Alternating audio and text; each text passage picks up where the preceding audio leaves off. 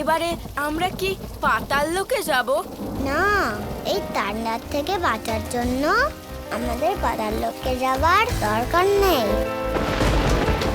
এবার এই লীলায় এমন কিছু হতে চলেছে যা এই সংসারের সকল মানুষ যুগ যুগ ধরে মনে রাখবে। রাধারানী, তোমার দেওয়া কথা মনে আছে তো? আমি তোমার সঙ্গ কখনো ছাড়বো না গোপাল, আমি কথা দিলাম। মনে আছে গোপাল, আমি তোমার সঙ্গ কখনো ছাড়বো না।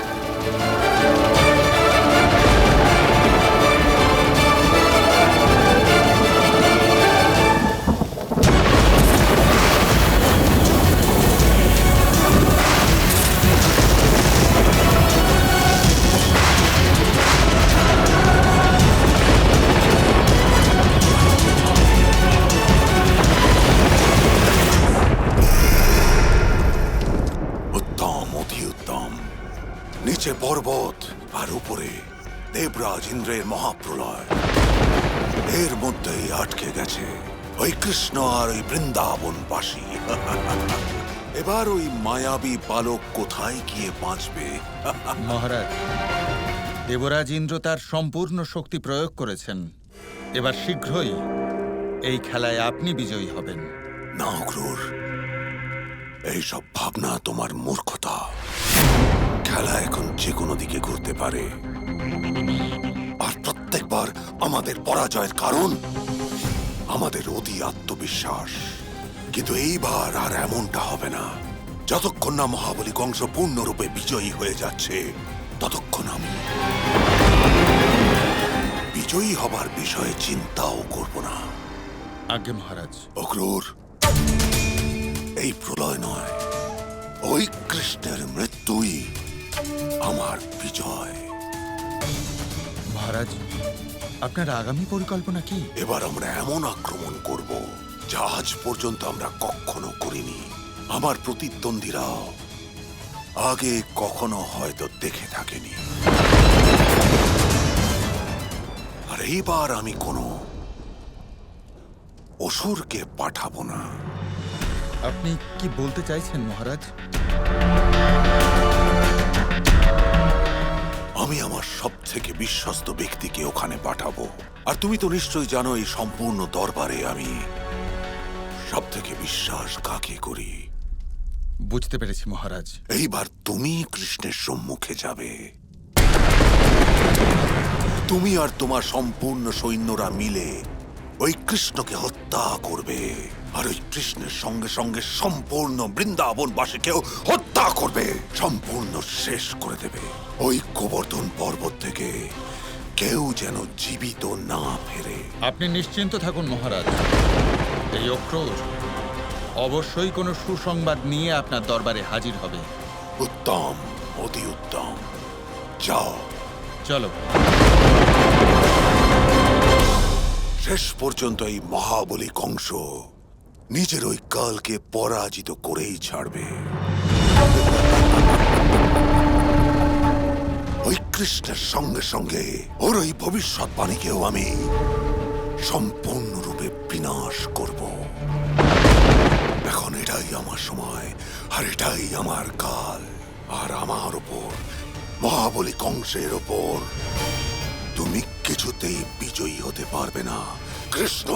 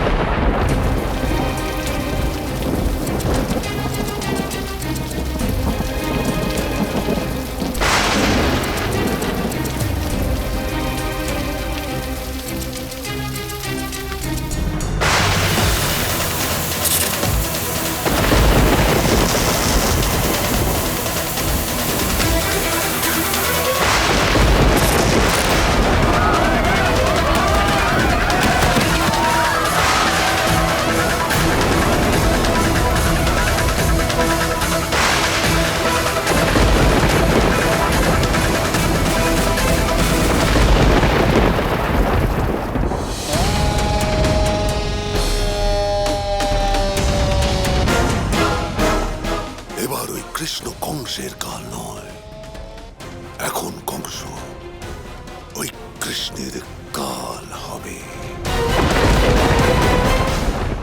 পর্বতে এসে তো আমরা আরো বিপদে পড়লাম। এবার কি করব আমরা? প্রধান মশাই, এখন আমরা না বৃন্দাবনে ফিরতে পারবো, না পাহাড়ের উপরে উঠতে পারবো। এখন আমরা কি করব? দেখুন, ধৈর্য ধরুন, আপনারা সবাই শান্ত হন।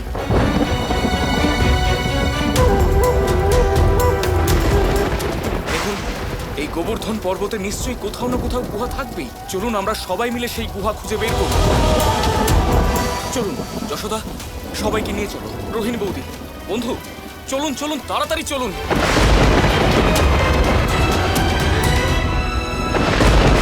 সমস্ত দেবগণ, আমি আপনাদের আবাহন করছি, আমার সম্মুখে উপস্থিত হন।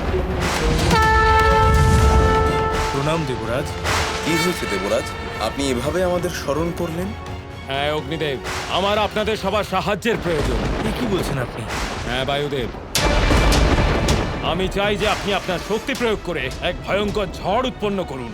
আর অগ্নিদেব আপনি, আমি চাই যে আপনি আপনার শক্তির দ্বারা সূর্যের মতো প্রখর অগ্নি উৎপন্ন করে এই গোবর্ধন পর্বতকে এক্ষুনি এই মুহূর্তে ভস্ম করে দিন। এই বৃন্দাবনবাসীদের বোঝা উচিত যে আমাদের পূজা না করার পরিণাম কি হতে পারে। এদের আমাদের পূজা না করার অনুশোচনা হওয়া উচিত। কিন্তু দেবরাজ, এই কাজ আপনি ঠিক করছেন না। আপনি ভুলে যাচ্ছেন যে ওখানে গোবর্ধন পর্বতে বৃন্দাবনবাসীর সাথে কি আছেন? সাক্ষাৎ আমাদের প্রভু নারায়ণ, শ্রীকৃষ্ণ আছেন ওনাদের সাথে।